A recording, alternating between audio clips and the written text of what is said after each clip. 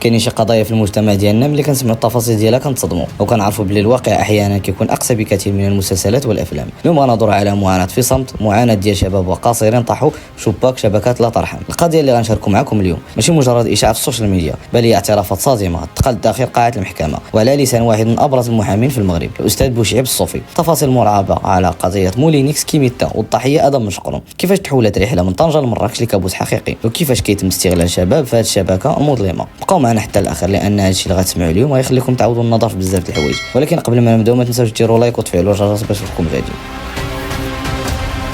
مرحبا بكم معنا في قناتكم اخبار وان. قبل ما ندخلوا في تفاصيل هذا الزلزال خصنا نعرفوا شكون هو المصدر ديال هذه المعلومات. الاستاذ بوشعيب الصوفي محامي بهيئه الرباط، ماشي اي محامي، هو وجه حقوقي بارز والاسم ديالو مرتبط بالدفاع عن المظلومين ومحاربه الظواهر السلبيه في المجتمع. هو من مؤسسي ورئيس خليه زيرو تفاهم. هذه الخليه اللي خدت على عاتقها تنقي منصات التواصل الاجتماعي المحتويات المسيئه والمسه بالقيم الاخلاقيه. الاستاذ الصوفي هو اللي طلع في قضايا راي عام كبيره بحال قضيه مرقيه اللي تعرضت للاعتداء وقضيه القائد المصفوع في تماره وملفات نصب معقده. يعني ملي الاستاذ الصوفي كيخرج بتصريح في قضيه بحال هذه فهذا امر خطير والمشكل كبير ماشي مجرد بوز. القضيه كتبدا من مدينه طنجه، شاب سميتو ادم مشقرون بحال اي شباب كيقرر يخرج من دارهم ويتجه لمدينه مراكش. المدينه السياحيه جميله ولكن للاسف كيتخباو في بعض زواياها المظلمه ديال بشريه كتصطاد الشباب والقصير. هنا غيظهر في الصوره مولينيكس وشخص اخر كيقولوا بلي كيحترف الوساطه في الفساد، بالاضافه لاسم اخر هو كيميتا اللي متواجده حاليا في ايطاليا. ادم من يوصل لمراكش لقى راسو وسط شبكه منظمه، شبكه الهدف ديالها الوحيد هو الاستغلال البشع من اجل المال. هنا غنوصلوا للتصريح الثقيل والمؤلم اللي نقول الاستاذ الصوفي من قبل المحكمه. اعترافات ديال ادم شخصيا امام الهيئه. تخيلوا معي المشهد، ادم كيصرح بلي مولينيكس وهذاك الوسيط كانوا كيهزوه هو وشباب اخرين، بل الكارثه حتى فتيات قاصرات واطفال. ادم صرح بلي القصه بدات من لها ليلي في مراكش، تما فين تلاقى مع مولينيكس يونس الجباري وشخص اخر سميتو فاضل. من تما تم التخطيط لواحد الرحله اللي غتكون كابوس. ادم قال بلي تم نقله لواحد المجتمع سياحي فخم، ولكن كيفاش دخل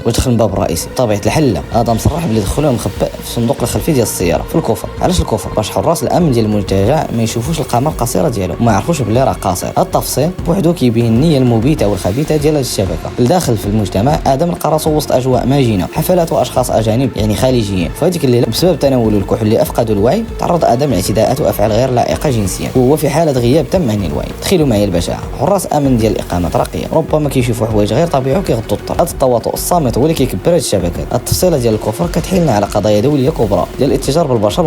فين هي المراقبه؟ كيفاش شبكه بهذا الحجم كتحرك في هذه الاقامات الفاخره وكتهرب قاصرين بحال السلاح؟ هذا الشيء كيعيد فتح النقاش على تقنين وتكثيف المراقبه في الاقامات المفروشه والفيلات المخصصه للكراء اليومي اللي ولات للاسف في بعض الاحيان بؤر سوداء خارج عن تغطيه القانون. في مقابل هذه الاعترافات القويه ديال ادم كيفاش دافع مولينيكس على راسو؟ انكر باللي كان عارف ادم قاصر وقال المحكمه باللي فاش تلاقاه في الملعب الليلي كان كيحسب ليه راه شخص رشيد وكبير، عذر اقبح من ولكن الصدمه الكبيره كان من جهه الام ديال ادم. الام وقفت امام المحكمه وقالت باللي ولدها هو اللي كان كيعين الاسره ماديا من خلال اتهاماته باللي هو سلطه في الاعلام، وانكرت باللي كان عارفان وعلى النشاط اللي كيديروا. هذا التناقض والتخلي خلى المحكمه تاخذ موقف صارم. في 1 ابريل 2026 نقاط غرفه الجنايات الابتدائيه بالمحكمه باسقاط تهمه الاتجار بالبشر عن ادم واعتباره ضحيه استغلال. في المقابل الحكم على مولينيكس ووالده ادم ب6 سنين سجن نافذ لكل واحد فيهم مع غرامه ماليه وتعويض مدني لصالح الطفل ادم قيمته 10 الملايين سنتيم. الان من هذا الشيء كامل مصادره حساباتهم في مواقع التواصل ومنعهم من النشر الالكتروني لمده 10 سنوات. قناه اخبار وان ملي كطرح هذه المواضيع ماشي باش تجلب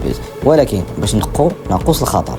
مبادره زيرو تفاعل اللي كيقودها الاستاذ الصوفي هي خطوه ضروريه باش نقيو المجتمع ديالنا من هذه الشبكات اللي كتستغل السوشيال ميديا والفقر والهشاشه. شنو رايكم في هذه الاعترافات؟ واش كتشوفوا بلي العقوبات الحاليه كفيله لردع المجرمين اللي كيتاجروا في القصرين؟ خليوا لي اراء ديالكم في التعليقات لتحت وغادي نقراهم كاملين ونجاوبكم. ما تنسوش اللايك الى عجبكم الفيديو، شاركوا مع الاصدقاء والعائله باش نوصل لاكبر عدد من الناس. مرجو الاشتراك في القناه باش ديما يوصلكم الجديد. كنتم مع قناتكم اخبار واللي كتجيب الحقيقه ولا شيء غير الحقيقه. شكرا على المشاهده ونتلاقاو في الفيديو الجاي. مع السلامه.